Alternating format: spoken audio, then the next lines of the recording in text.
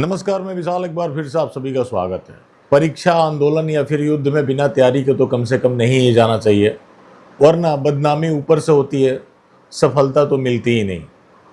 अभी एक social media में मूवमेंट शुरू हुआ, आरक्षण हटाओ आंदोलन, क्योंकि आजकल जितने भी आंदोलन हैं वो सोशल मीडिया से शुरू हो रहे हैं। सोशल मीडिया पे पार्टियाँ भी बन जा रही है। उसी क्रम में आरक्षण हटाओ आंदोलन भी बना। अब इसमें सबसे बड़ी बात यह है कि इनके पास कोई थिंक टैंक नहीं, इनके पास कोई नेतृत्व नहीं, इनके पास कह लीजिए कि नियत भी नहीं। अब हुआ ये है कि ये आरक्षण हटाने चले थे, आपस में ही सिर फुटबॉल करने लगे, जिसकी शुरुआत बहुत पहले हो गई थी। कभी पासवर्ड को लेकर, तो कभी नेतृत्व को लेकर, तो कभी चेहरा चमकाने को लेकर।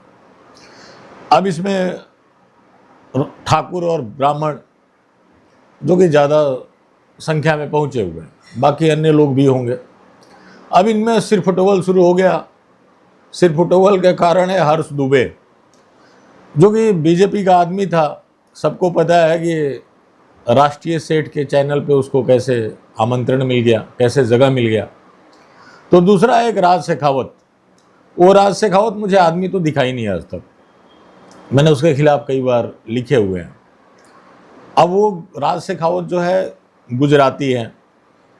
अब गुजरात का आदमी थोड़ा बहुत भी फेमस होगा और जिस लाइन पे ये चल रहा है, ज़्यादा चांस होगा कि वो अजैविक का ही आदमी हो। तो राज शेखावत, जो कि आदमी की तरह तो हमें दिखाई नहीं, उसको नोएडा में डिटेन कर लिया गया।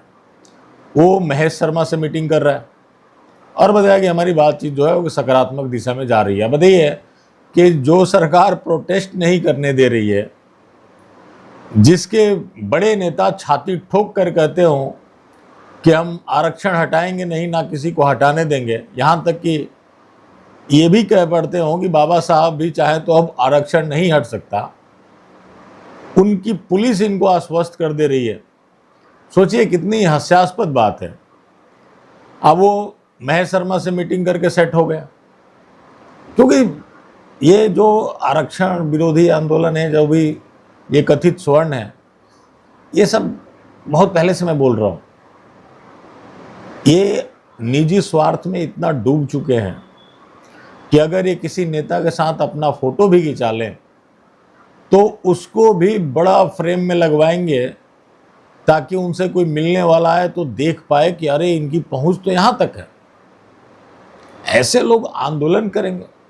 अब ऐसे आंदोलन में पहले से तैयारी होती है, कोर कमेटी बनती है, नेतृत्व तय होता है, लेकिन यहाँ कुछ नहीं। यहाँ सभी अपने आप में नेता है। अब राज शेखावत उधर सेट हो गया, दूसरी तरफ हर्ष दुबे सरकार का आदमी था। उत्तर प्रदेश में चुनाव है, सरकार ने ही तय किए कि किसको किसको मिलना है।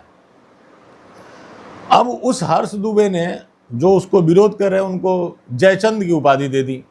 अब जो महाराजा जयचंद हैं, उनके बारे में सबकी अलग अलग राय हो सकती है, लेकिन जब उनके बारे में आप अध्ययन करेंगे तो आपको ये पता लगेगा कि वो धर्मपरायण राजा थे और उन्होंने सनातन धर्म के लिए बहुत काम किया था। अयोध्या में मंदिर भी बनवाए थे, लेकिन एक टर्म यूज होने लगा कि जो भी गद्दारी करने लगे उसे जयचंद की उपाधि दे दो। उसको लेकर हर्ष दुबे के खिलाफ लीगल नोटिस इशू हो गया है। ये कराया है सुप्रीम कोर्ट की लॉयर है रीना एन सिंह, जो कि पहले भी महाराजा जयचंद के अपमान पे कई बार लीगल नोटिस इशू करा चुकी है। अब यहाँ पर कुछ टॉक्सिक हैंडल जो हैं वो ठाकुरों के भी हैं, ब्राह्मणों के भी हैं। वो राज शेखावत के बहाने इनके ऊपर निशाना साध रहे हैं, दूसरे वाले जो हैं वो हर्ष दुबे के ऊपर इनके खिलाफ निशाना साध रहे हैं। अब हर्ष दुबे पूरा ब्राह्मण समाज नहीं है, राज शेखावत पूरा ठाकुर समाज नहीं है। और यहाँ पर तो लोगों की महत्वाकांक्षा इतनी ज़्यादा है, ईगो इतना ज़्यादा है कि लोग तो अपने परिवार में नेता नहीं बन पाते, समाज का तो नेता बनना बहुत दूर की बात है। अब लोग एक दूसरे के ऊपर अभद्र टिप्पणी करने शुरू कर दी है। तो मतलब ये चले थे आरक्षण हटाने, आपस में सिर फुटबॉल करने लगे, जो कि होना ही था। आपने शुरू से देखा होगा कि आप कंफ्यूज हो जाएंगे कि यह आंदोलन जो है वो आरक्षण हटाने के लिए है, वर्गीकरण के लिए है, या फिर उनके लिए है जो कि आरक्षण के लाभार्थी अब तक नहीं बन पाए।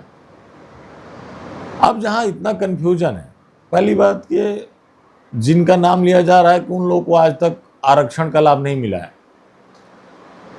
आपको बता दें कि वो भी आरक्षित वर्ग से आते हैं, उनके पास संख्या बल भी है, स्ट्रेंथ भी है, और मैं आज मानता हूं कि स्ट्रेंथ उन्हीं के पास है, और वो नेता भी आसानी से तय कर लेते हैं। अगर उनको समस्या है तो वो खुद सड़क पे आ जाएंगे।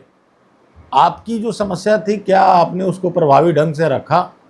क्या उस चीज़ को लेकर आपके बीच में एक मत है? जिसका जवाब है नहीं। हर्ष दुबे ने भी दावा कर दिया कि प्रशासन और सरकार से हमारी वार्ता सही दिशा में जा रही है। अब वो भी आश्वस्त है कि सरकार कुछ करेगी।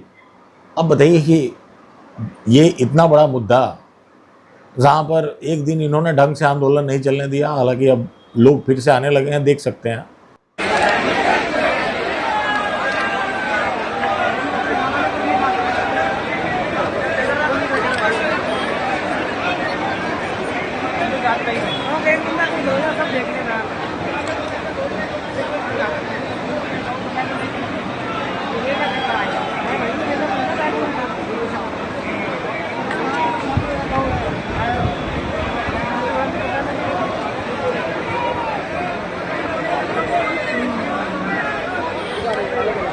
तो ये जंतर मंतर का नज़ारा है। अब बताइए कि जहाँ सरकार प्रोटेस्ट नहीं करने दे रही है, वो तुरंत से तुम्हारी बात मान लेगी।